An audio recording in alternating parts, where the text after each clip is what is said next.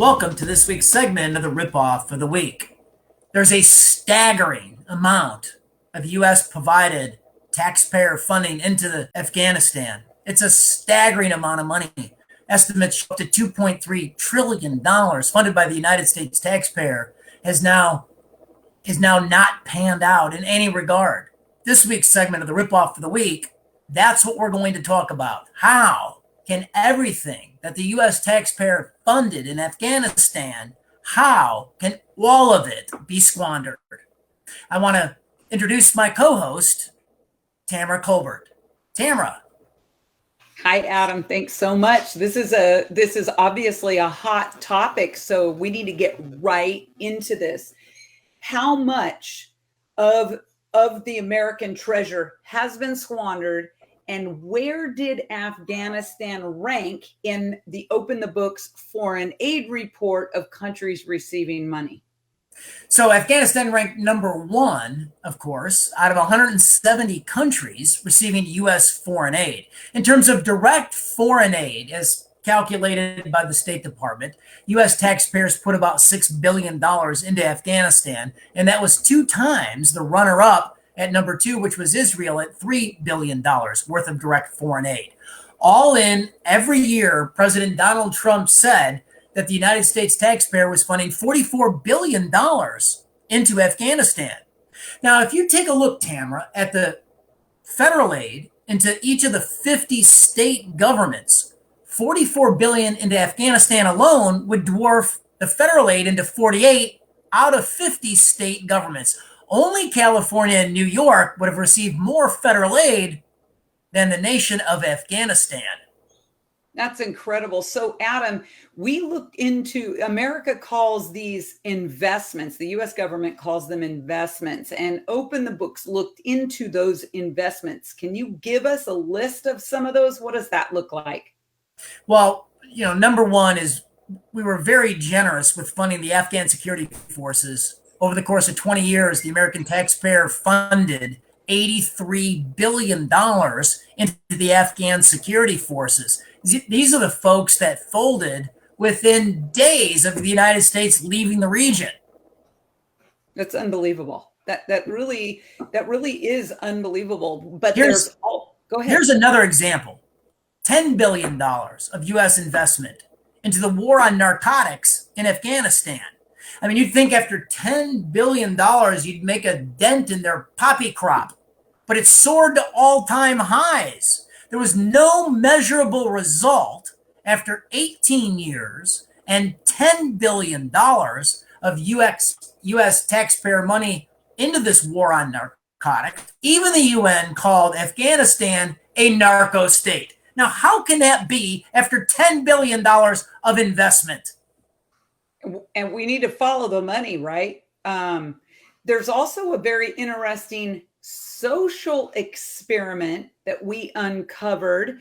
Tell us about the Respect Women campaign, what we found out. So we get this directly from the auditors of these programs. These are United States federal auditors that audit the programs. And we found up to $5 billion was spent on a Respect Women campaign to teach the Taliban and other organizations to respect, empower, and advance women. And this has to be the most catastrophic foreign aid failure ever in the history of our country. They didn't teach the Taliban, quite obviously, anything, Tamara. No, but I know there's even more examples. There's quite a few people online right now just really flabbergasted with all of this now that's really coming to light. I'm so glad Open the Books is really on the case here. There are some more examples. What's the Kabul Carpet Center? Well, the Kabul Carpet Center is $10 million worth of taxpayer investment. Now, this really is an investment into carpet makers and exporters in Afghanistan. And they have a subject matter expertise in making rugs. But obviously all that's been washed away in the last couple of days. The website's down, the center's closed. The only place that this Kabul Carpet Center exists today is it's touted as a success still.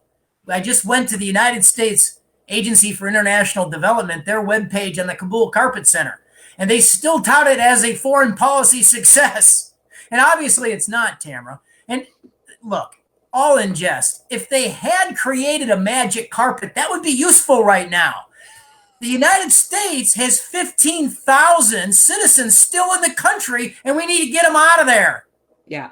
Yeah, we really could use a magic carpet from the Kabul Carpet Center right now. So we've got a U.S. embassy that we built from scratch there, Adam. What was the taxpayer dime for that? Whew, that one's a big ticket, Tamara. That was $1.5 billion, plus about 150 million of extras tacked on top of that. We have lowered our flag and left the premises. That is now a Taliban stronghold.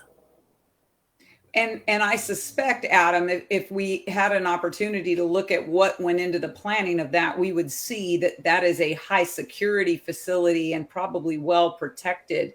And then there's another one. What is the American University in Kabul? So this was a higher education experiment. We stood up for the first time ever an American style university in Kabul. And we put $100 million into it to kick it off. I think last year, 1,700 folks graduated from that university. It was a significant investment into this. And that in the last couple of days has obviously been wiped out. The Taliban want nothing to do with higher education, American style. So Adam, how is it that we've put so much money, 2.3 trillion, into infrastructure in 20 years? It seems like it just went away overnight and collapsed. This is the big public policy question. And as you know, Tamara, openthebooks.com, we are based in Illinois, and it is the Super Bowl of corruption. We are very familiar with legalized money laundering schemes to fleece taxpayers. So over 20 years after what we witnessed this week, 20 years worth of investment, a couple of $1 trillion into Afghanistan, and quite obviously no sustainable infrastructure. Was this just a big, huge money laundering scheme to fleece American taxpayers? And if it is, it's the largest public fraud in the history of the country. It's really incredible, and I'm so thankful Open the Books and our investigative team is going to be continuing to look into this as the weeks and months unfold. As we close out the show, there's a comment that I think is really relevant because you're going to be able to give this gentleman exactly what he can do. He says, Jim says, the United States government is completely out of control and there is no more accountability to Congress. What can he do? What can everyone watching do to make sure their voice is heard with the Congress? So at openthebooks.com, we give you the tools to hold them, the political class, accountable for tax and spend decisions. So come to our website. Very easy thing to do. You can do it in about 15 seconds. First step, just sign our petition to urge Congress to read the bill. We must have a 72-hour timeout after a final piece of legislation. It goes online. So the people, the politicians, the press, the pundits, so we can review it and hold them accountable before their vote. U.S. Senator Rick Scott has turned this into Senate legislation with a component that I really like. He said that in his legislation, it would require an affidavit from a United States senator before a vote to swear that they actually read the bill. Because, Tamara, do we really have a representative republic if our representatives aren't reading the legislation? So come to openthebooks.com, click the petition tab across the top of the website, sign our petition to urge Congress to read the bill. It's a simple first step we can all take.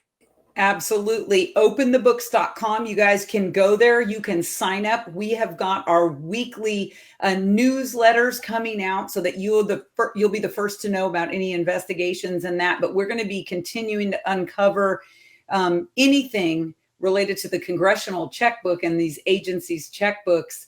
Adam, our investigators are going to be working overtime. I have a feeling on this as the weeks and months to come.